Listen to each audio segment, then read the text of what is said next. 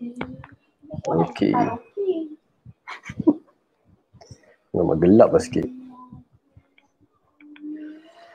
Alright. So macam mana tadi? Okay, kelas.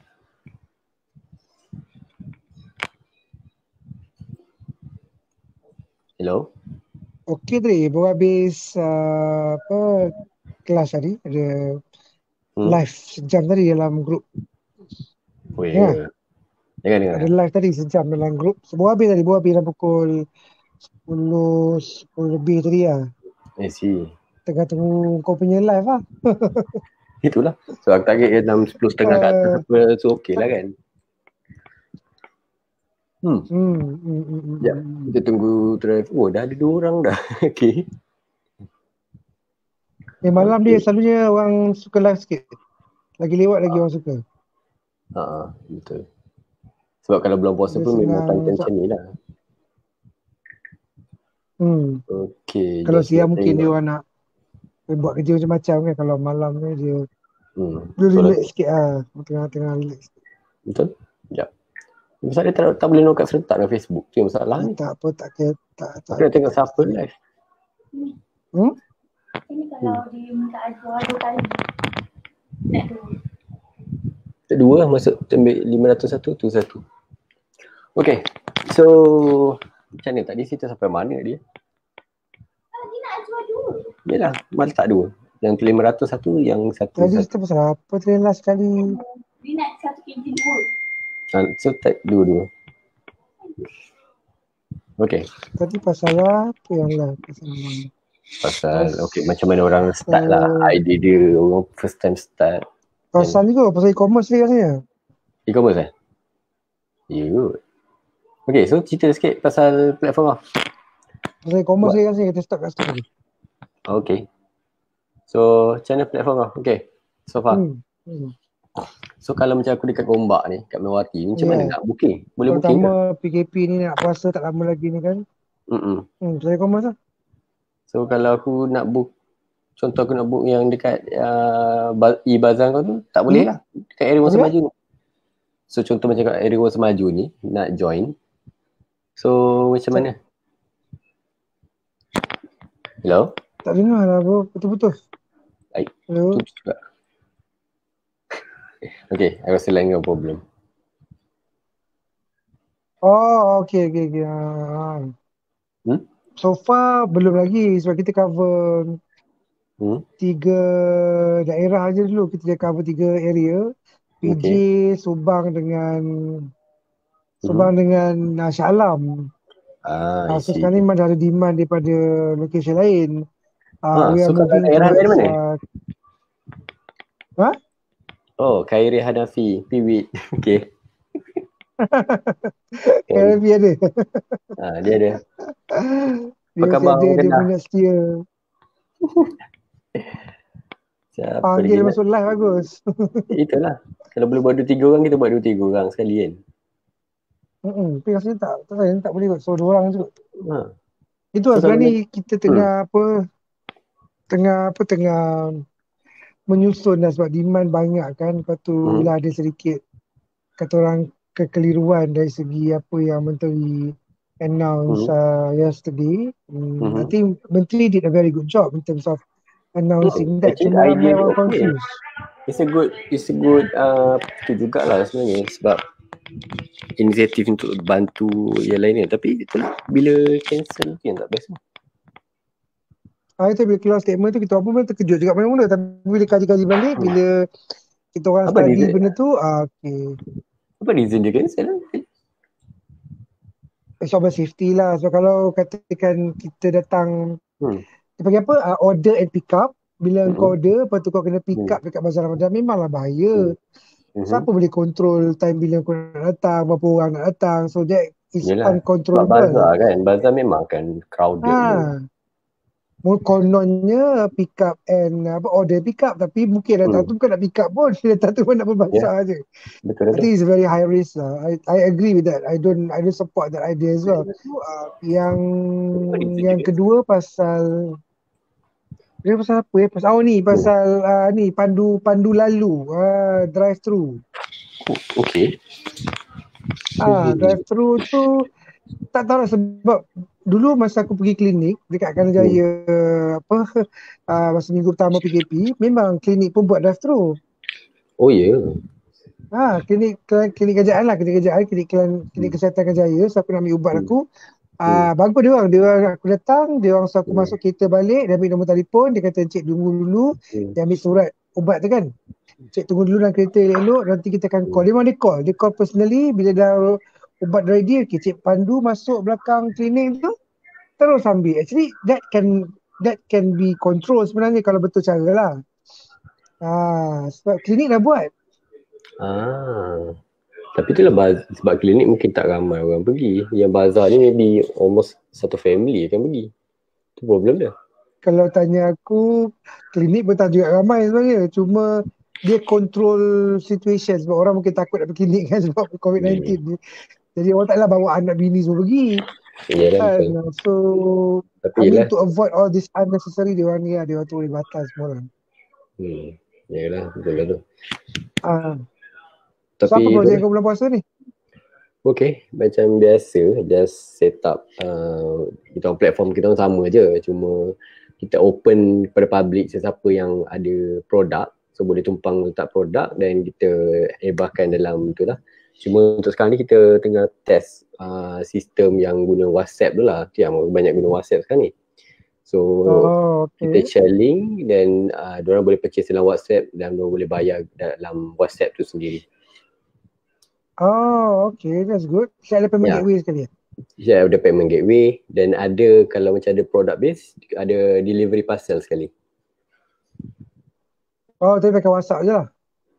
All semua dalam WhatsApp dan platform ni lah. So maknanya orang tak payah keluar daripada WhatsApp sangat lah. Dia just ada link, special link lah. Mana dia akan share bila dia share link tu.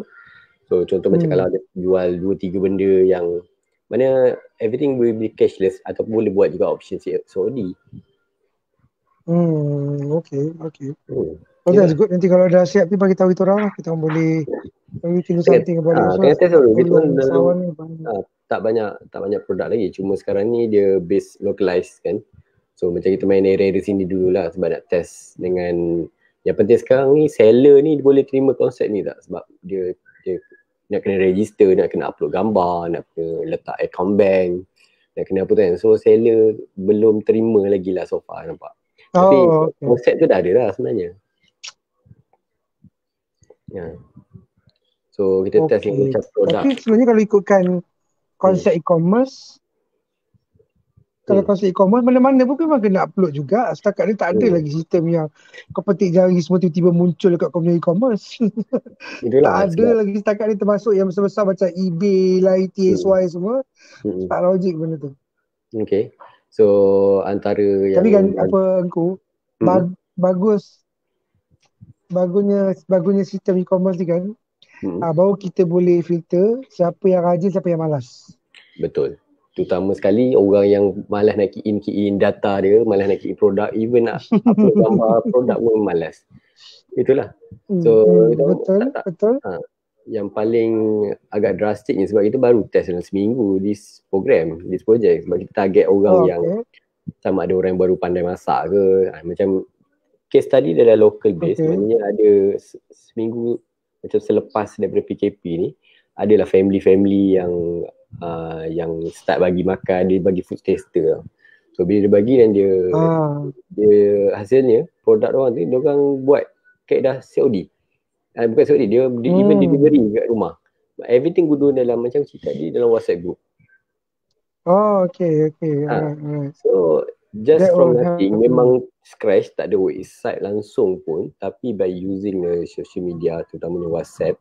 So ambil gambar, upload gambar dalam this link dan masukkan harga dan integrate sikit dengan payment gateway dan ada option lain lagi lah ataupun COD, paling senang. So bila hantar produk dan baru bayar by cash ke apa. Tapi kita try make it cashless sebenarnya. Okay. So bila nak launch ni? Tak tahu, beta lagi lah kan, kita test dulu. So kalau okay everything, target dalam 100 seller dulu. Then kita try increase kita punya database. But it's a proof of concept dulu sebenarnya sekarang ni. Tapi can say everything well lah sekarang ni. Ada banyak lagi lah hiccup lagi. Okay. Hanya untuk makanan je ke ataupun boleh untuk produk lain? Untuk sekarang ni kita fokus F&B lah sebab nak bulan puasa Oh, okay. Alright. Sebab kalau macam services tu dia ada isu sikit sebab ada certain services dia tak ada spesifik harga.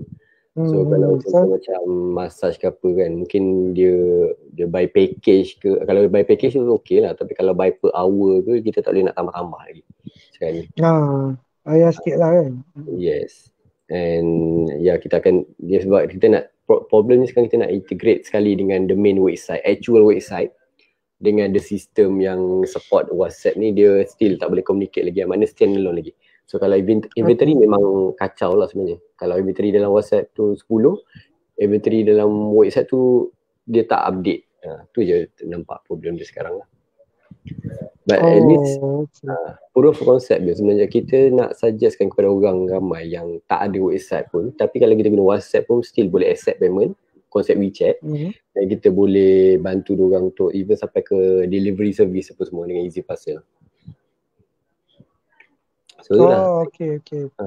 Idea dia simple je. Orang yang macam kat area sini susah nak masak, bukan susah nak masak lah, malas nak masak, so kita order dalam phone je.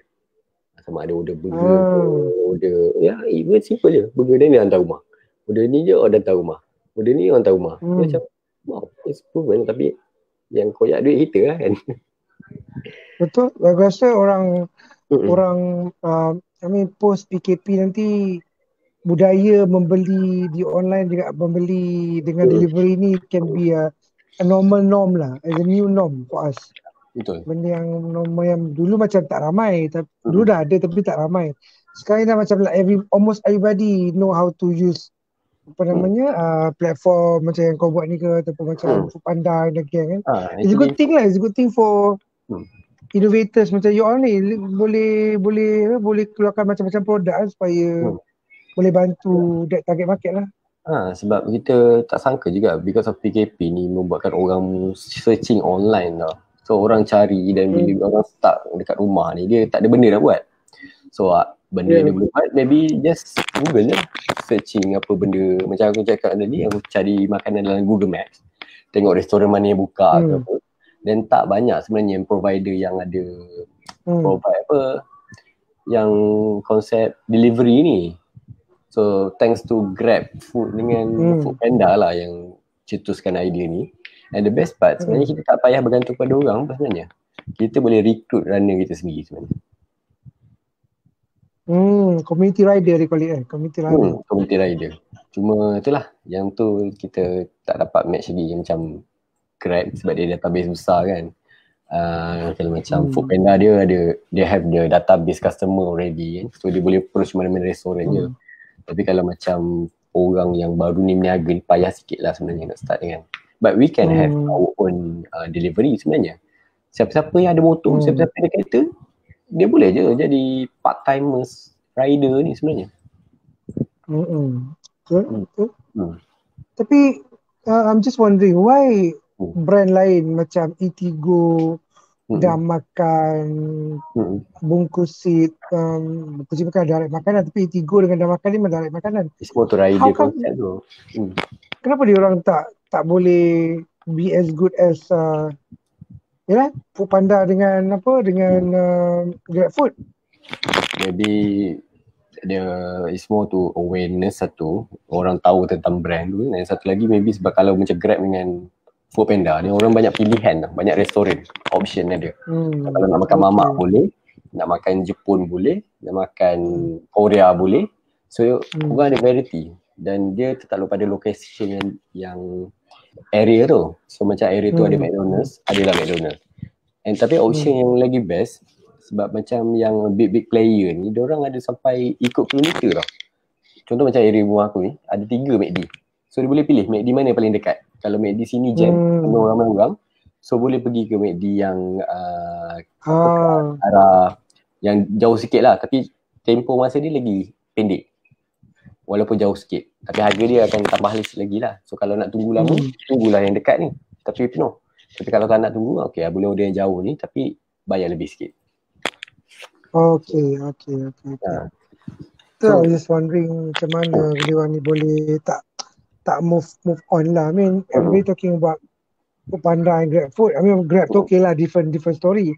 Foodpanda tu memang dah ni kan. I'm just wondering what happened to Eatigo dengan dah makan. They are quite significant. Cuma dah makan ni maybe konsep dia central kitchen tau. Sebab diorang sendiri masak makanan diorang. Okay. So dia beza macam Foodpanda ke macam macam GrabFood ke. Diorang ambil makanan kat restoran. So beli kat restoran. So tolong bawa sampai ke rumah. Oh, okay. So konsep dia beza lah. Konsep dia beza lah. So faham. Sebab kalau macam dah makan ni kita order pun kita tak boleh immediately tau. Kita kena pre-book rasanya. Sebab tak nak. Dia kena masak lah kan. Buat one day before ke macam tu lah kan. Half an hour before. Dia pre-booking lah. Maybe pagi ke petang pun sampai ke. Dia bukan immediately macam Foodpanda kita boleh 40 minit tu boleh sampai kan. Sebab dia tolong beli je sebenarnya. Tapi kalau perasan harga diorang lagi mahal lah sebenarnya. Yang mana yang Foodpanda? Foodpanda dengan Grab ni. Actually agak mahal sebenarnya. Sebab kalau diorang markup price dekat tu, just bayangkan kalau orang jual kedai makan biasa nasi lemak RM1.5, dia markup sampai RM5 je kot. Lepas tu kita dekat office ada satu kedai nasi kukus lah dekat office lah. Nanti buat 400 meter macam tu. So kita orang try lah beli pakai Foodpanda. Nak order dekat tempat tu saja nak tengok.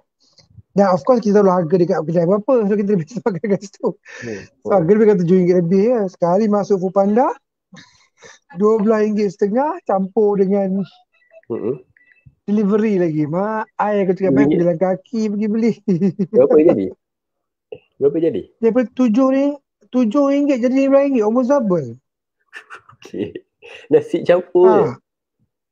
Nasi kukus, nasi ayam kukus tu. I mean, kita faham kenapa dia naik harga sebab kita faham ada cost kat belakang dan sebagainya. But for me, I mean, takkanlah disebabkan player-player macam ni ambil margin daripada sales tu dan dia orang kena makan and pass back the cost to the owner. I think it's not fair to the buyer. It's very not fair. Patut dia ambil daripada. Sebab kalau double tu memang agak melampau jugalah tu. Kan? Sebab yang jadi mahal. Dia sampai RM12. Tapi itulah problem dia sekarang ni bila konsep ni ada, makanan ni akan jadi lagi mahal. Itu je problemnya. Yeah. So it doesn't help. I mean, I've never complained about the delivery. So kita faham delivery memang cost macam tu. So for me bila itu memang it's an option. Kalau kau tak nak ambil delivery, kau pergilah kedai tu pergi beli. Kecuali kalau macam PKP ni lah cerita lah. You got no choice. Tapi kami post PKP nanti, kalau kau tak nak, kau pergilah beli sendiri. Kan? So tak payahlah complain cakap delivery mahal ke apa. Sebab for me, it's just not fair for the delivery boy juga. They need to make money. Betul? You know? Kan? Tapi bila harga makanan tu dah naik melampau-lampau for the sake of sharing commission with certain people, I think that need to be revised lah. So how contoh macam orang yang meniaga tepi jalan ni ke nak ambil konsep ni, adakah orang kena revamp dia punya menu tu atau jadi something yang more to hipster punya style ke, so baru orang accept harga dia ke? Macam kau cakap saya tadi lah, I mean, it goes back to the market that you are targeting. Kan, kalau kau tahu memang target kau memang orang-orang yang bergaji sekian level, so kau dah tahu dah kalau kau pakai ads mana-mana pun, they might not be buying from you online anyway. Kan, so logiknya sekarang, rather logiknya pre PKP dulu, kebanyakan yang ambil dekat bazar dekat Grab ataupun Foodpanda adalah orang yang memang ada extra budget to buy more expensive meal. Betul tak? Normally orang bujang yang mungkin gaji tinggi ataupun family yang malas nak masak yang sanggup bayar lebih. So dia bukan orang biasa-biasa beli Grab ni. Kalau kau pergi PPR, kalau kau pergi flat, jarang lah. Bukan cakap tak, tapi jarang lah. Tu tak tahulah. Mungkin tak ada data, kita tak ada data untuk tu lah kan. Tapi mungkin Grab akan keluarkan data tu macam ni, siapa target market dia ke apa kan. But almost semua orang lah. Anyway. I think almost everyone is using Grab and Foodpanda right now. So kalau dekat kalau aku tengok dekat area macam PPR ke apa, benda ni jarang berlaku. So even secanggih mana pun Grab Food ataupun Foodpanda ni, tak semua orang akan beli kat situ. Logiknya lah, tak semua orang. So kalau kau nak cater untuk certain group, then kena that system tu kena ikut group yang mana yang kita target lah. Kalau kau target memang golongan kluster kayangan, kenalah buat app ala-ala kluster kayangan. Kalau kau nak target kluster you know, so kena fokus apa yang kita nak. Apa kita nak target kan, siapa kita nak tolong. So how we want to help orang yang baru nak start ni, kira movie dia baru teringat ni, boleh buat kek ke, boleh buat kuih ke, sebab kuih yang plan Syari tu sebenarnya kat Grab ke, kat mana ke, memang tak ada jual kuih. Contoh kalau buat kuih ke, what's your opinion, how they can market dia punya produk ni untuk reach kepada, I don't know, maybe satu Selangor ke, tengok kapasiti dia juga kan. The good thing is that kalau macam kuih ni, talking about kuih raya lah, kuih raya bukan kuih basah. Kalau kuih basah ni pasal Ramadan je. Kalau kuih raya ni berapa kan? Kalau kuih basah different case. Kalau kuih kering macam kuih raya different case. So kalau kuih raya ni actually you can sell at a lot of other places macam Mudah, macam Facebook Marketplace, macam Carousel. So these are the places that they can just simply list their product and people can start buying. Kan? Soal kering. I don't know whether Shopee allow ataupun tak. I don't think Shopee allow. I don't know. Maybe sebab PKP dibenarkan, wallahualam lah. Sebelum ni tak. Kalau kuih raya rasanya tak ada isu lah sebab dia tahan lama lah mostly kan. Melainkan kuih yang basah ni. Macam yelah cari pulut panggang ke kan. Kalau yang kategori macam tu, kalau yang kategori yang apa yang macam kuih raya biasa tu, I mean there's so many platform they can sell that. I've seen that in Carousel, in Facebook group, Facebook Marketplace. Kerana aku tak faham kenapa orang sibuk promote dekat Facebook group, promote dekat Facebook Marketplace. Facebook group tu kan ada orang tengok pun, dia orang tak perasan ke tak ada orang tengok. Tak mungkin nampak sampai 200,000 orang dalam grup tu, maybe salah seorang akan tengok lah. Not even seorang dua orang, you can see from them. Itu pun baru like, belum lagi nak komen ataupun nak PM dia ke apa. So I'm not against that, but don't put so much hope in Facebook group lah. They have their own algorithm kan. Tapi platform macam Carousel, Facebook Marketplace, I mean these are the platform yang betul-betul orang nak beli. People are buying and selling anyway.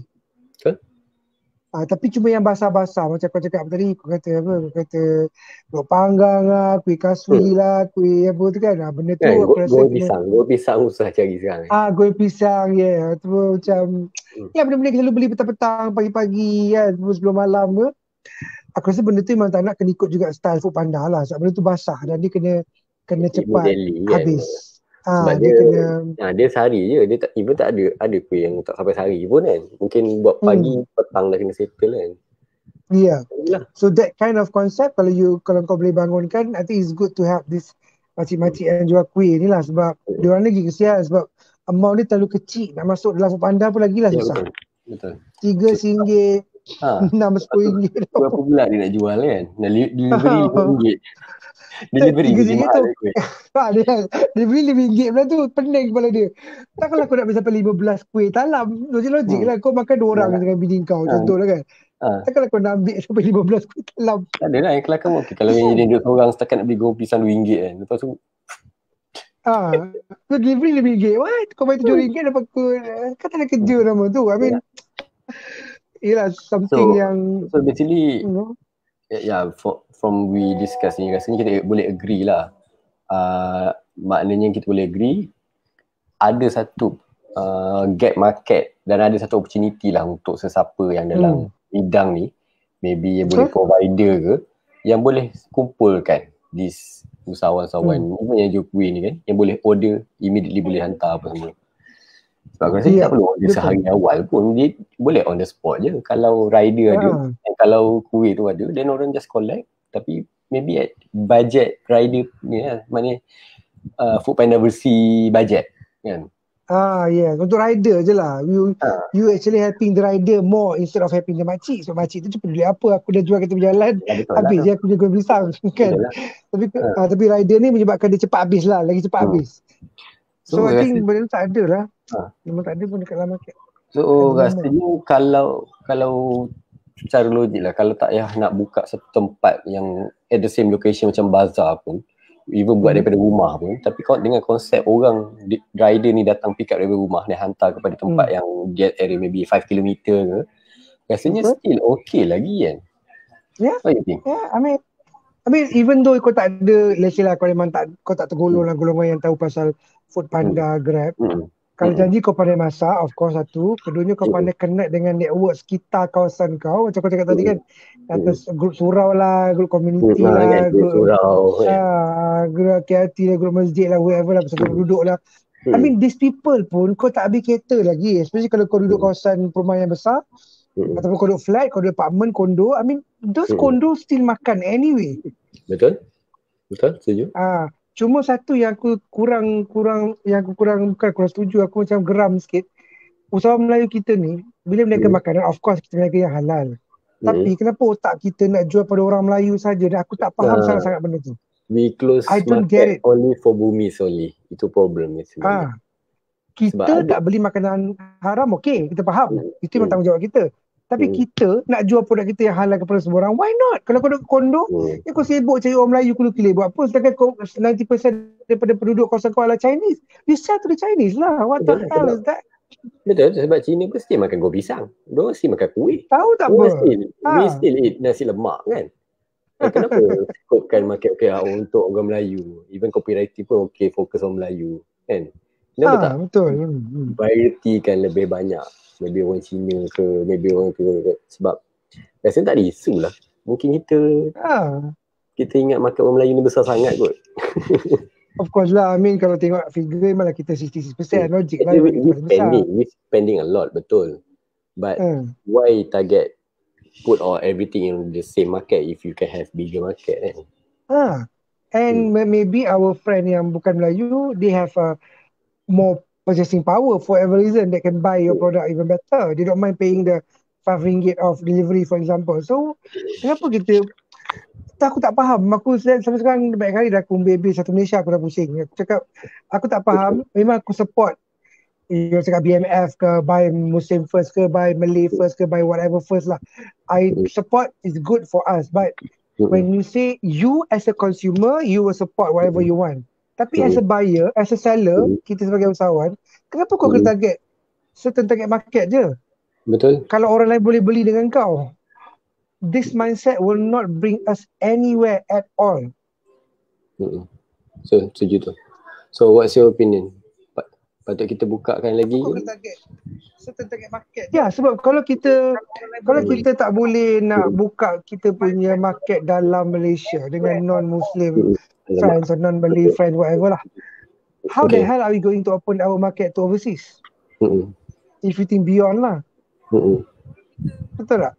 Betul.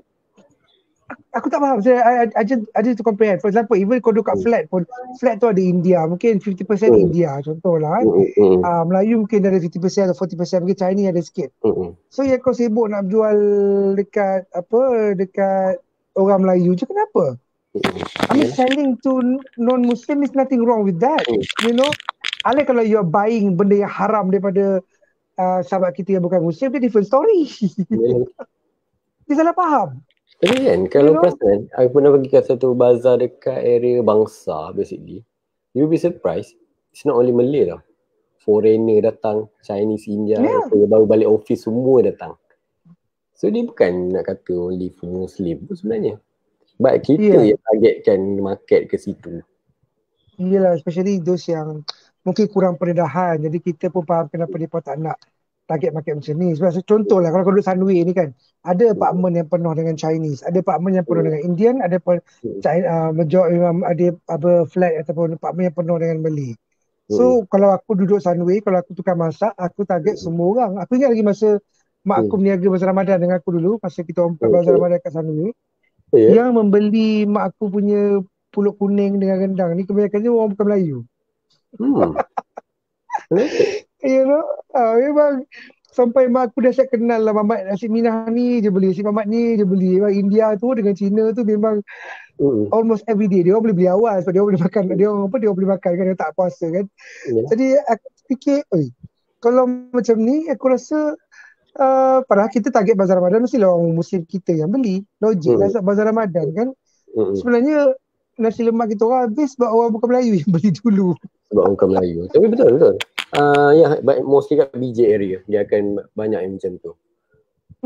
I think it's okay. I mean, like sebab mindset lah aku kalau kita boleh, as much as we can do, but there's so many other things that we cannot do. So we'll try our best to educate people to open their mind lah. You know, tak faham, aku tak faham kenapa nak jual dekat orang Melayu je. I just don't get it. You know, memang ada yang nak open to non-Malay dan sebagainya, but I just don't get it. That indoctrination is going to be very bad for the community of entrepreneurs. Totally. Betul. Sayang lah, kesian macam-macam. Kalau dapat kita simpulkan kan, dua benda lah. If we can create more riders and we can create more people yang in the F&B area ni, even makcik-makcik yang jual kuih ni, untuk open service dia walaupun daripada rumah, boleh pick up dan orang boleh start order, rasanya we can beat Foodpanda sebenarnya. We can beat Grab. Yep. Kan? Agree. Sebab I can say it's more bigger market compare to dorang actual ada sekarang. Sebab dorang hanya cater kepada big brand macam KFC, McDonald's, Pizza dengan big brand. But yang warung-warung dia actually lagi banyak ada sebenarnya. Ya, betul. And to be honest, warung ni makan lagi sedap tau sebenarnya. Memang. Ya, betul. So you can cater for that is a good. I mean there are a lot of opportunity, sebab kalau kita tengok dalam SSM pun we have about 7.7 million enterprises registered as for 5th of March. Okay. I said this in Aswani that day when I first interview in Aswani. Cakap dia orang, jangan sebut pasal 900,000 usahawan yang keluar dekat consensus. It's actually by 5th of April, 5th of March, there were like 7.7 million registered enterprises in Malaysia. Katakanlah separuh gone case lah, separuh daftar tapi tak aktif. Kita ada 3.5 million. That's a lot. Enterprises yang hidup seluruh Malaysia. So kau bayangkan lah, kalau kau boleh tolong dia orang ni, which is majority memang kategori itulah, tak jual makanan, dia jual produk baju and the gang. So typically or services. Tiga ni yang paling besar. So you can help these people. Even if we do not help these people pun, kita sibuk cakap pasal unemployment, which is very true. It's going to be a serious case after MCO. Betul. Kita tak tengok lagi makcik-makcik yang pakcik-pakcik yang buat enterprise ni yang tak boleh move on dengan bisnes lepas PKP. Dekat situ ada 3.5 juta. Okay lah, separuh. 1.75 million waiting to be collapsed. Just imagine that the figure is extremely bad. That doesn't count SME yang ada 1.3 million. Senior Berhad dan PLT yang berdaftar. Dan setiap SME pula ada staff masing-masing pula tu. Betul. So bayangkanlah orang yang ada butik ke apa sekarang ni, dia tak boleh handle untuk butik kan. So, actually it makes sense juga sebenarnya, sebab riders tak semestinya ambil dekat restoran ke apa, dia boleh ambil daripada baju di butik hantar ke rumah juga kan. Betul. This is service kalau kita boleh apa lagi, banyak sebenarnya services yang boleh gunakan lagi. Even potong rambut kat rumah ke kan, on demand basis. On demand basis sebenarnya. Betul.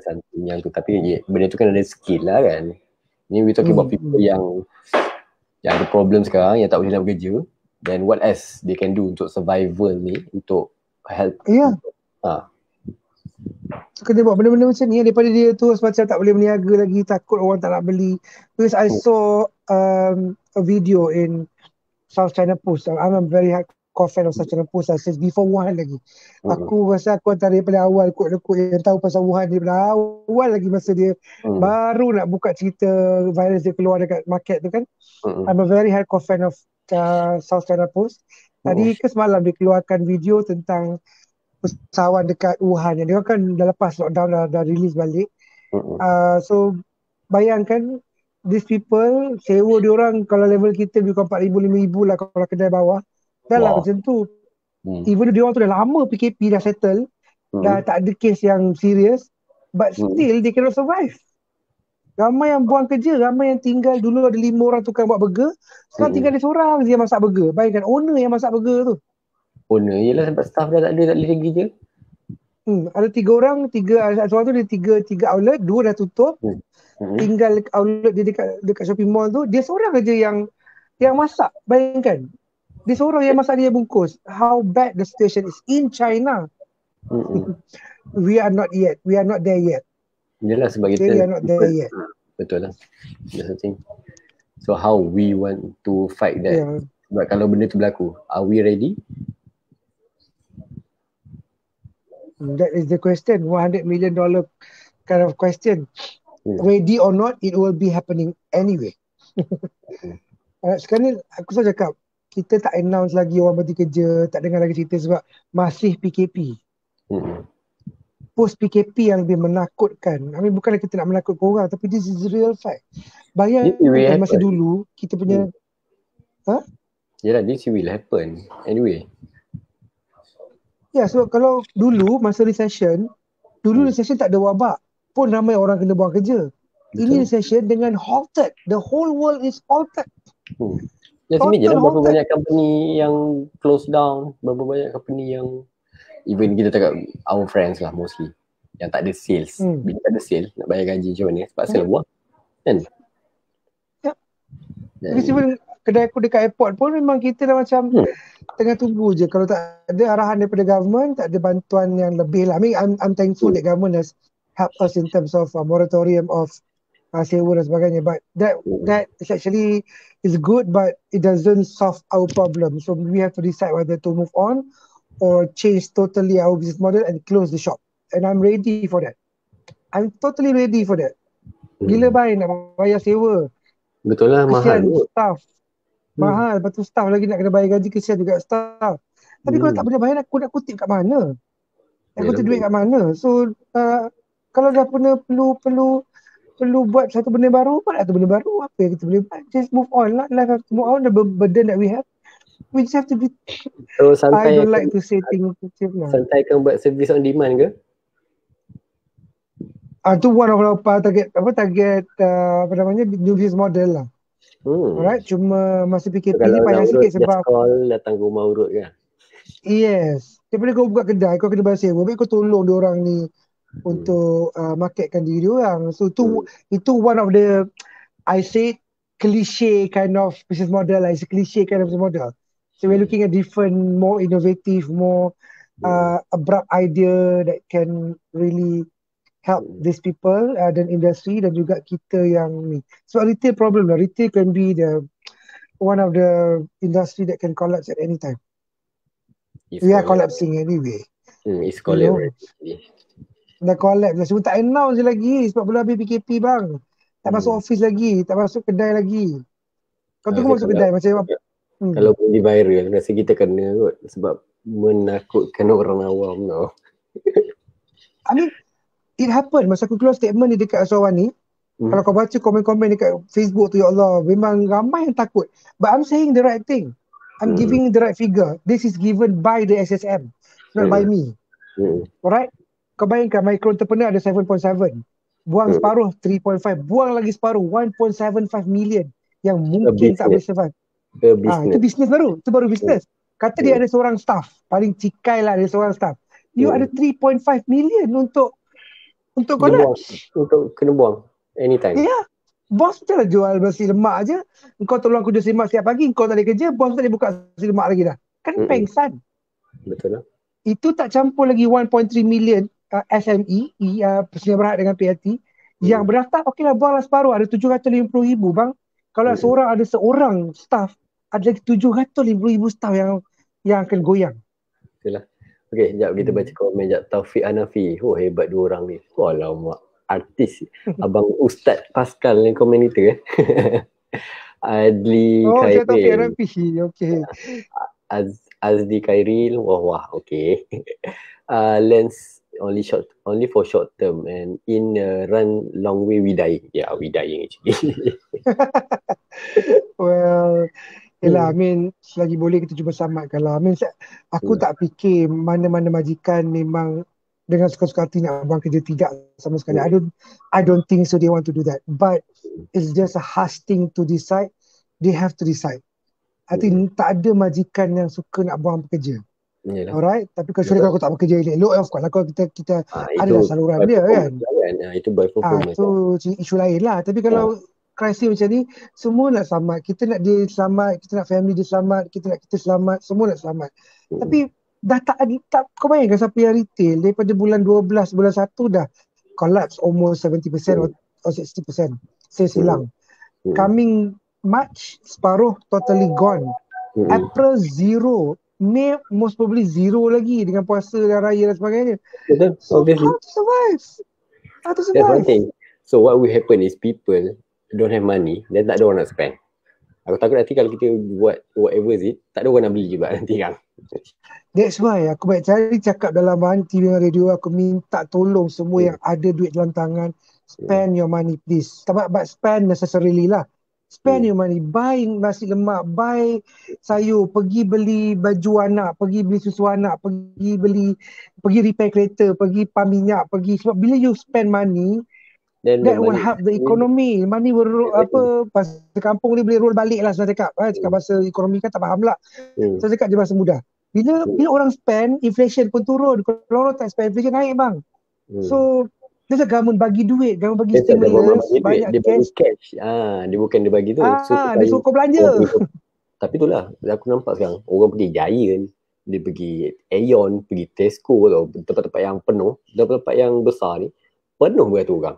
Tapi kalau macam kedai-kedai kucing ke apa ni, tak ada pula penuh orang. Patutnya kita bantu yang kecil-kecil lah. Tak tahu lah kedai-kedai kucing Aceh ke apa kan. Tapi still, yang small business ni lah sepatutnya we helping kan. Ya, macam kami kat Sunway, kita market jauh jugalah. Sama ada dekat Maidin kat Subang ataupun Jaya dekat Jaya, market lah. Or K4 dekat Iron Bake dekat Subang Jaya. Quite far lah. It's beyond the island lah. You have to go through roadblock lah. Mesti ada roadblock juga pergi Aeon je. Ada dekat DP memang ada. So now, bagusnya orang Sunway ni, sebab kita dalam island tu. Kalau kawasan area office aku, area rumah yang yalah, dia ni, dia macam Lombong kan, kawasan Lombong. Ada macam Lombong, ada macam satu pulau dia sendiri je. So dia hidup sendiri. Dekat sini ada sekolah, ada masjid, ada kedai, ada 99, ada kedai basah, ada mini pasar, semua ada. Orang Sunway, dia tak keluar sangat pergi keluar sana sebab dia tahu dekat Sunway pun dah cukup. Apa nak keluar? Yalah betul. Kedai makan ada, wayang ada, semua ada. So why do you need to go that far?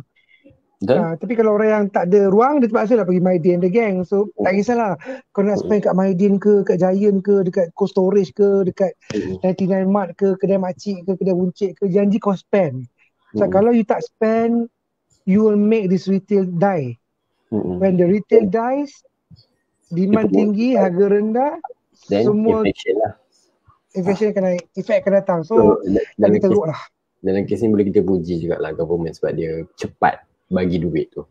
Yeah, that one I agree. Walaupun kita tak dapat, tapi at least adalah orang boleh beli produk kita kan. Yes, ada orang boleh buy. Aku risau juga, contoh orang yang government ni tak apalah, dia memang dapat gaji. Tapi kalau dia private ni kan, which is kalau kita target pertama musim-musim gaji ni, and sekarang ni orang tak dapat gaji, orang kena buat kerja, siapa lagi yang akan purchase? Siapa akan yang beli ni nanti? So maksudnya sekarang ni, whoever that has still the money have to purchase.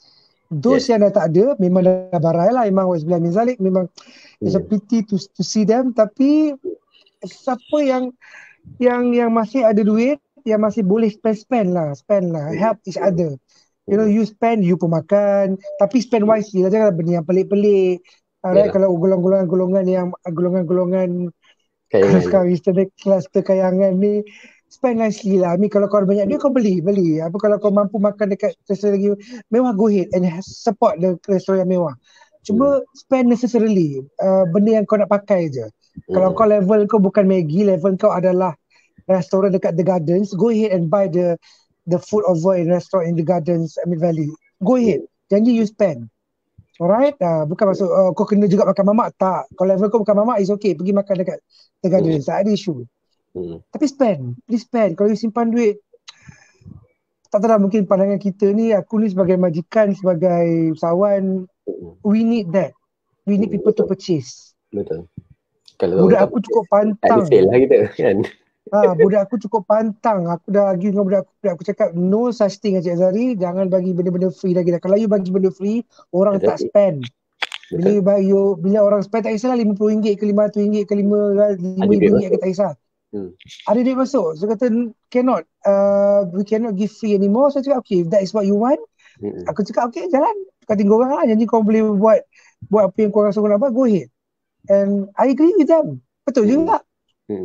Kan? So scary lah aku. I mean, aku bila tengok figure tu aku, ya Allah, ramai sakit di kepala aku. Dekat China 500 million people are losing job. Dia pun besar kan, negara dia pun besar, logik lah. Dia billion tau. Talking about half. Okay, just imagine kita raya nanti. Diorang Chinese New Year yang buat punca will spread out, betul. So raya kita nanti pun will affect lah sebenarnya. Orang dah tak akan balik kampung.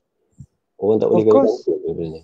Tapi mujur Wuhan, kes ni keluar masa orang dah balik kampung. Kan dia kena masa cuti raya Cina, betul tak? Dia bukan kena sebelum cuti raya Cina. Kita ni terbalik. Kita puasa tengah PKP. Sebelum raya dah konora. So risiko kita lagi tinggi, baik. Betul. Kau bayangkan setiap seorang balik kampung. Just imagine KL will be empty. So dia akan lebih sebelum ni mana berlaku kena tak banyak dia tu. Bawa. Dia akan bawa. So jangan macam adik aku sangkut dekat UiTM Lendu. Alright? Daripada hari pertama sampai ni tak boleh keluar. Aku cakap ke dia, kau jangan balik sama sekali. Kau nak raya dekat sana, kau raya lah seorang-seorang. Dia ada kawan dekat sana lah. Kejap gila kan. Macam dekat aku memang tak benar kan. Jangan baik. Kalau dia balik, dia naik bas kan, you don't know who sits beside her, who sits behind her. Berapa banyak kes yang ada sebab naik bas sekali tu kan. Sebab naik bas sekali kan, masa dia sibuk nak balik kampung tu kan. Cakap no such thing. You stay there, kalau tidak, kalau katakanlah MKN benarkan parents seorang pergi ambil, they will go back and ambil. Tapi dengan syarat aku cakap jangan berhenti dekat RNR, jangan nak pergi semayang kat RNR lah apa, make it as musafir.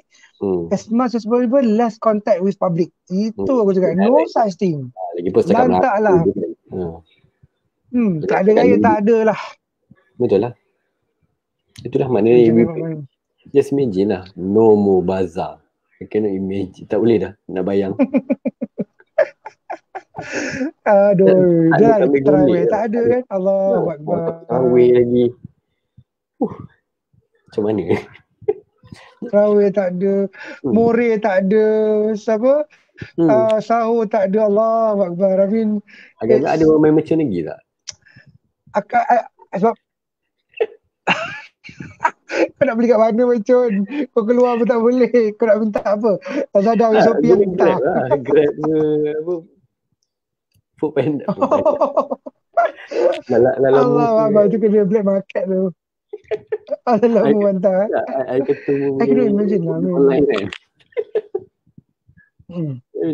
Aku dengan baju aku tertinggal dekat rumah. Aku dekat rumah parents aku ni. Aku sampai raya, memang aku raya. Macam ni lah baju ni lah aku raya. Baju Melayu apa tak ada. Last kali aku ambil baju aku yang last. Beli online lagi, tak ada masalah ni tu. Oh iya, aku tak kenal beli baju kat online. People like me with my size, not a good choice. Kalau macam kau yang kategori-kategori macam kau ni okey lagi lah. Yang aku ni yang XL kat atas ni, is a high risk to buy online. Maksudnya sebab tu kot, maybe Syariah Al-Hadad buat dia punya fashion line sendiri kan. Dia pening kepala, aku buat sendiri lagi senang beli kat kedai sendiri. Sebab kalau women lagi lah kan, dia macam-macam fashion. Lelaki ni baju Melayu buka tu settle lah, tak ada isu sangat. Yalah betul lah, lagi pun bukan pakai full day pun, setakat sekejap je kan. Tak, aku cakap tahun ni bukan tahun orang beli baju raya tau. Tadi banyak orang alter baju raya lepas. Betul, saya setuju lah. In fact aku rasa banyak lagi baju raya aku tak pakai tau sebenarnya. Sebab berapa tahun lepas aku dapat sponsor tu. Aku kan jenis kalau macam cousin kahwin, diorang suruh aku jadi pengapit lah. Kau dapat cantik baju lawa. Aku dah 8 kali dah jadi pengapit. So Kau pakai lah baju yang ada tu. Setiap kali jadi pengapit, dia bagi aku baju Melayu tau. So every time aku kena baju Melayu ada. Sampai aku rasa, baju Melayu tak beli lah. Berapa tahun dah? Untuk 2025 pun aku dah ada baju dah sebenarnya. Yelah, I mean for those yang memang ada budget, go ahead and buy. I mean that will help those people yang dah beli baju dekat Vietnam ke dah jahit baju. Tapi kalau kita yang tak ada budget ni, tak payah lah. You buy necessarily lah. You buy necessity saja lah. Sebab setakat untuk sehari je kan. Tapi yalah, feeling shopping tu je sebenarnya. Bukannya untuk sangat. Sebab masa kecil tu yalah nak beli baru kan. Beli kasut baru, beli seluar jean baru. Sekarang tu macam kalau boleh beli online bundle lah je beli kan. Sebab aku dekat rumah parents aku ni, aku puasa Isnin dengan Khamis. Aku memang intermittent. Daripada 2 bulan, 3 bulan lepas lah. I've been doing that for a few months already. And it resulted a lot jugalah. Bila aku puasa Isnin Khamis ni kan, aku bayangkan, ya Allah, kalau puasa aku nanti, mesti macam puasa Isnin Khamis kan, tak ada apa-apa, tak ada kesan. Solat dengan parent je. Aku dah latih diri untuk puasa. So macam kau bangun awal pukul 5, sahur dengan bapak kau, so dah rasa dah macam that's gonna happen during bapak aku saya tanya lagi, boleh tak baca surah untuk tarawih? Aku cakap boleh, tak ada masalah lah, tak ada isu. Bapak aku memang every time solat memang kita orang berjemaah sebab nak latih diri kan. Nanti kalau bulan puasa selalu kita orang pula satu family memang sepanjang bulan Ramadan memang tak buka puasa kat rumah. Memang buka puasa kat masjid. Memang awkward lah jadi. Sepanjang every day. Ya, jadi buka kat rumah pula. Jadi macam pelik lah. Dah almost 5 years kita orang buka puasa di masjid. 5 years? Every day? Ya. Every day buka kat puasa ni? Kalau rumah aku ni nasi Arab lah selalu. Yalah, kalau ikut menu masjid masing-masing kan. Kalau kat Sunway ni dia makan dekat dalam dulang, jadi ikut menu lah. Sebab kenapa kita orang suka dia macam makan sunnah tu kan, makan tulang. Aku suka. Satunya tak membazir, lepas tu kau cepat kenyang. Good for your health juga, kau cepat kenyang. Really? Cuma bila aku dah biasa kan everyday makan dengan tulang dengan dulang tu, jadi dah 5 tahun lebih kurang lah kita orang makan kat masjid. Jadi tahun ni kena be a bit weird experience patah balik zaman-zaman aku kecil dulu buka puasa kat rumah macam the reason being kenapa kita orang suka buka kat masjid, satunya jimat tu memang confirm lah keduanya berjemaah, ketiganya nak solat berjemaah tu yang best. Kalau kau buka puasa kat rumah, kau ada possibility untuk tidak solat jemaah waktu maghrib. Tak, kalau ada orang kat rumah tak apa, masalah tak ada orang. Kadang-kadang kita makan dan ngeleweng-leweng pukul 8. TV, itu masalah dia. Tengok TV lah, lepas tu ya betul lah, betul kita cakap. Memang tak lah.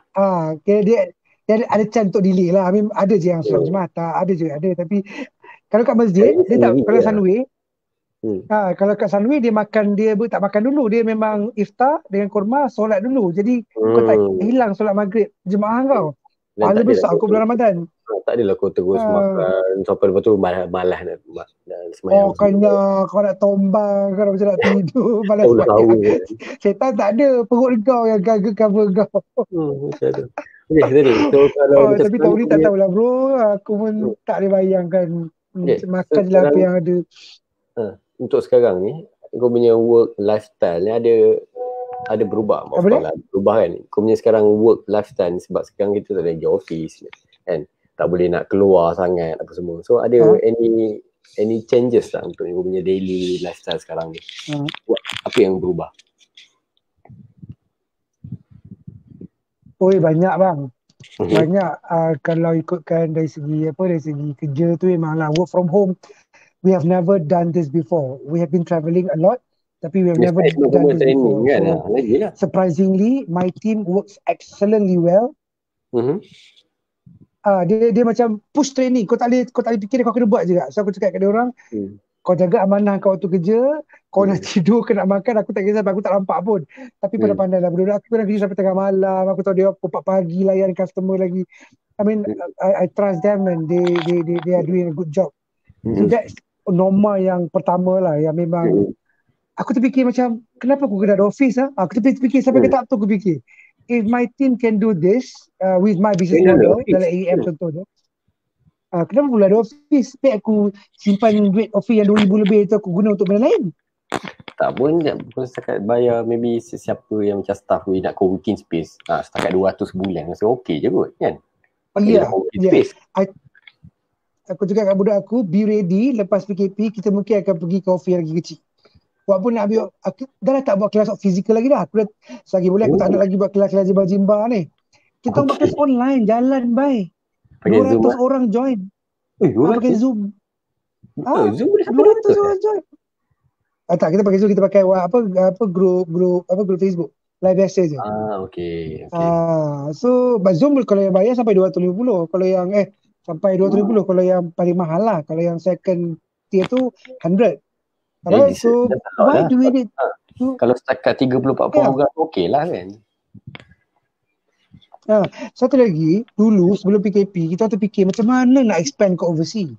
Sebab kononnya kena buat kelas, kena buat event, jimba-jimba, lompat-lompat, okey. Lepas tu, marilah kita subscribe, bla bla bla. Now, aku cakap ke dia orang, Alhamdulillah Allah bagi COVID-19 punya krisis ni, we know that we can go overseas at any time. Yes. You don't even have to be in London, you don't have to be in Jakarta, you just have to be in KL, and you can close physical you have to be there physical. I mean, kalau katakan 100 trip, mungkin 90-nya online, mungkin 10 je lah untuk meeting, physical meeting dan sebagainya. So, aku dulu buntu. Masa aku sebelum COVID, aku macam, ya Allah, dah lah dapat demand daripada Turki lah, daripada Jeddah, semua negara ni. Nak travel, duit besar bang. Bukan kecil. Betul lah. Bukan kecil, betul. Nak bawa team lagi dah besar. Nak bawa team. Bukan pergi seorang kan. Betul? So, bila jadi COVID-19 ni, semua dah ready. Yang nak jumpa pun ready. Kita yang nak berjumpa pun ready. Okay, let's go to Zoom. Where are you from? From France. Okay, come. Where are you from? From Netherlands. Come. Let's talk. Macam aku yang baru ni kan, kita dapat yang Netherlands punya pitching tu kan? Apa namanya?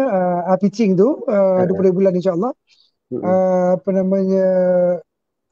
Aku terkejut juga dia pilih gitu lah. So, aku juga pergi Netherlands, dia tak mungkin lah kot. Kan? Lepas tu kata apa, kita buat online pitching, jumpa dengan investor secara online. Okay. Dia boleh panggil investor tu jadi participant Zoom kau. Soalan pitch, betul kau jawab lah soalan investor tu. Jadi why do you need to go to Netherlands? So no need to travel anymore lah. You can be anywhere, boleh daripada dapur rumah je pitching kan. It is. Yeah, it is. It's a good, it's a good norm. It's a surprisingly good norm. Dan aku cakap kepada aku, convert everything to online. I don't want to be offline anymore. Dan kalau online, contoh aku boleh invite kau jadi speaker, aku boleh invite siapa from France jadi speaker, I can bring people from UK jadi speaker. You know, so why do we have to restrict ourselves? Betul juga. Sebab one thing yang aku realise macam sekarang ni, aku fikir kalau kita buat kelas by physical, penat tau. Contoh seharian apa semua kan. So limit dia maybe 7 kali, maybe takkan nak buat sampai 4 kali kelas per day kan, nak jumpa again. Tapi kalau kita buat online ni, we can record that and we can use that same method tu untuk share dengan orang lain. Maknanya kalau contoh konsep Udemy lah kita, yang kita belajar kat kelas ni, kita boleh even dalam website tu upload that dan orang boleh subscribe that again, to learn again atas topik yang sama, atas audience yang target audience yang sama. Itu aku perasan yang aku nampak macam I will do that. Sebab ada demand sebenarnya. Orang nak tanya, okay, macam mana kelas ni? Tapi bila kita ulang benda sama sebab because we need to be physical. But now, record sekali, kau nak beli, okay, kau beli, ambil. Kita bagi video je. Kan? I think that's the best part lah sebenarnya. Satu lagi, dulu sebelum PKP ni, sebelum COVID-19, semua orang macam, alamak nak buat video, nak kena edit, alamak tak reti lah, tak tahu nak pakai tu lah, tak tahu nak pakai ni lah, tak reti nak edit lah, pening lah, whatever lah. Sekarang ni, bagusnya datang COVID-19 ni, everybody is talking about live now. So people don't bother whether your video is edited. Macam kita balas sekarang ni, people don't bother whether kau nak edit ke gambar muka sehari-hari ni macam mana tulisan apa nak turun, kau gelap aku terang, kau terang aku gelap, I don't care. Betul Betul tak? no? So Dia that punya culture objektif sampai dia lebih, aku suka live ni sebab dia lebih datang dari hati. Bila kau cakap kau tak real. macam berpura-pura dan ikut teks, kau cakap ikut pengalaman kau. And Betul. people can accept that. So macam kau kata lah, kalau kita dah buat live ni, lepas tu kau download lah video tu, kau jual lah. Kau tak lah kat YouTube, kau nak jual ke, kau nak bagi free ke, up to you lah. Betul. So editing will be the last thing that people want to do now. People don't care about editing anymore. Jadi buat live, jalan je lah. Sebab kita macam sekarang kan, kalau cakap nak pakai slide, okay, kita nak letak, maybe tak pakai pun slide ni. Mungkin tak pakai slide, cakap macam ni je, bagi point-point je kan. Macam aku buat live tadi, aku bagi point-point je. Lepas tu kau bebel lah. Sebab orang tak ingat pasal slide dah sekarang ni. Sebab people want to be live. Orang nak dengar story tu, orang nak dengar kita punya experience. Orang kan? nak dengar. Cuma satu cabaran utama bro. Satu cabaran yang paling utama bila nak buat benda video ni, kita okay. Yeah. Technically, problem besar dia adalah is all about data plan. Yes, betul lah tu. Macam first pagi tadi lah kita problem ni. Kalau ini sebab aku guna wifi ni okey lah ni. Tapi kalau kat luar, unlimited ke? Unlimited ni. Kat luar jam. Unlimited. Macam aku tak apa. Aku dapat rezeki dapat apa Digi unlimited tu memang aku memang bayar unlimited. Jadi biasa aku punya live so far okay. Alright, so kita okay. Yang nak mendengar kita ni yang problem. Kita okay. Kita boleh plan benda tu. Dan actually kita boleh propose jugalah at least kepada KKM ke even government sekarang ni bagi 1 gig free internet kan. Why not at this time? Sebab semua orang guna internet. Murahkan lagi harga internet. At least lah. Kita nak 5G lah apa kan. Betul. 4G pun tak lepas lagi sekarang ni. Macam mana? Yes. Kan? At least kalau lebih ramai. Kalau semua orang sebab kalau semua orang usahawan macam kita dah ready to be online, buat live, promote produk, whatever lah. Benda simple kan. Macam dia tak ada editing lah saya cakap. Kalau kita ready, buyer kita tak ready dengan data plan, macam mana dia nak tengok kau punya live bang? Itulah. Jadilah macam macam Allah tak nampak suara lah. Itu laki kalau kita save video tu. Kalau kita tak save video tu, habis lah. Itulah. So ini I agree with you. YBPM sepatutnya look into this matter, or rather Menteri Komunikasi dan Multimedia look into this opportunity lah.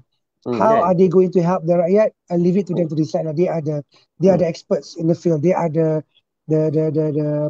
regulators that can decide on that. But this will help them. Sebab I'm talking about my younger sister kan, still sekolah lagi, form 2. Dia belajar sekarang kena guna laptop, kena guna smartphone. Even dia punya assignment apa send via WhatsApp apa semua kan. Kalau macam dia ada phone, ada laptop, walaupun pinjam, tapi still okay. How about people yang tak ada laptop, tak ada tu, dia macam mana nak belajar online? Betul tak? Betul. So, that's infrastructure. And the device also lah. Kan? Kalau kita tak minta lah government bagi free ke apa, tak payah pun sebenarnya. Tapi kalau boleh reducekan lagi cost tu, maybe anyone yang produce products electronic device ni maybe ada tax exemption ke, so lagi murah kan. Something like that. Yes, correct. Kalau if they can look into that, I think that will help a lot for the SME as well as the potential buyers lah, all these normal people lah. Sebab aku faham bila kita buat live macam ni, kalau mula-mula 100 orang tengok, dia tetap tinggal 20 orang, 17 orang. Sebab aku faham gila kau kalau kau tak ada data plan yang tinggi, nak layan live sejam macam ni, come on. Payah tu kan. Tu masalah. Dah habis dah. Kau rasa 2 gig dah habis dah kot. 2 gig ke 1.5 gig dah habis dah ni. Kau tengok live tu. Macam kau tengok movie dekat YouTube lah. Macam gitu kan. Macam aku ni, aku tak pakai wifi, aku pakai data plan. Tapi sebab unlimited, okey lah, tak ada masalah. Kau layan lah sampai lebam. Itulah. Alright. Okay, so basically these are the things yang boleh kita challenge lah. So it will help sebenarnya, walaupun tak banyak ke, maybe dapat 30% diskaun, 20% is murah lagi ke, aku rasa boleh bantu juga lah. Betul. And everybody can afford to be online kan. Sebab nak belajar kena online, nak beli barang kena online. Apa benda yang orang tak buat online sekarang ni? Semua online kot. Yang the best part, Malaysian penetration of internet is very high. We are one of the highest in Southeast Asia. And we are the highest using a multi-device. Kita paling tinggi lah. Itu yang pelik Seorang tu. ada 3 phone. Seorang ada 3 phone dari Malaysia. Jadi sekarang ni it's not the statistic of penetration is important. Now we are talking about the statistic of data plan is more important. Exactly, betul. Penetration doesn't mean they're using data plan. They might be using Wi-Fi. They might rely on Wi-Fi. But now we're talking about mobile data plan. That statistic has to come out post COVID-19. Betul. If they know that we have problem with that, kalau ada business owner telco yang tengok ni, tolonglah kurangkan harga data plan. Ya, betul. Sebab orang mobile, mana kau nak cukup wifi kalau kau tengah bawa kereta? Mana kau nak cukup wifi kalau tengah naik bas? Mana kau nak cukup wifi tengah kau dekat Maidin ataupun dekat hypermarket ataupun dekat restoran tertentu? Mungkin ada wifi, mungkin tak ada. Jadi you have to be, aku memang sanggup bayar Infinite Digi ni. Bukan aku nak promote Digi pun, tapi aku pakai. Dah tak ada dah, package dah tak ada dah. Dia bagi unlimited data, kau lenjanlah sampai kau pengsan. But okay lah, it works with my industry sebab kau kena buat live, kau kena buat live kat luar. Kau tak ada risau benda tu. So, macam mana tu? Kita ajar orang buat e-commerce, ajar orang buat live, tapi satu, usahawan pun tak cukup data, pembeli lagi tak cukup data, lagi masalah. Itu yang tak ramai orang boleh tu. Sayang data. Alamak, dah kalau better orang guna untuk WhatsApp ke apa dengan daripada nak live ke apa kan. Yeah. So that's an angle that should be looked by the regulators, by the politicians, by the ministers to help the rakyat to be more digital. Sebab sekarang ni bagusnya COVID-19, dia dah peka digital. Semua orang okay, boleh buat live. More people on mobile, more people on orang sekarang ni pegang phone 24 jam lah sekarang. So it's a good thing lah. I mean, hikmah yang Allah bagi dekat COVID-19 ni pula. Cuma aku faham. Aku perasan bila aku buat kelas online kan. Wah, daripada 100 diturun. Tinggal 10 ke 15. Macam tu lah. Kita faham kenapa dia turun. Bukan dia boring apa. Data tak ada bang. Data tak ada. Kita tunggu apa. Itu pun kadang-kadang kalau dia cari hotspot dia kan. Kalau dia dapat hotspot lah. Kalau kau tak ada hotspot, kau nak tibai kat mana? Tak boleh buat apa lah kan. Okay.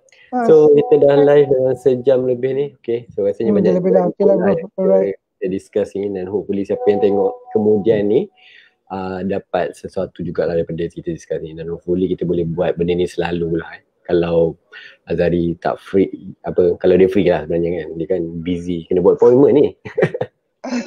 InsyaAllah okay. Boleh je, kawan-kawan kita okay je. Aku bukan artis pun. Okay, itu saja. So thank you so much for sharing your experience and jaga diri, dan aku rasa awal lagi ke? Selamat berpuasa. Tak apalah. Aku post hari ni. Anyway, take care of yourself and jaga diri lah. Thank you. Right. Alright, thank you for the opportunity. Okay, bye. Take care, bye. Assalamualaikum. Waalaikumsalam.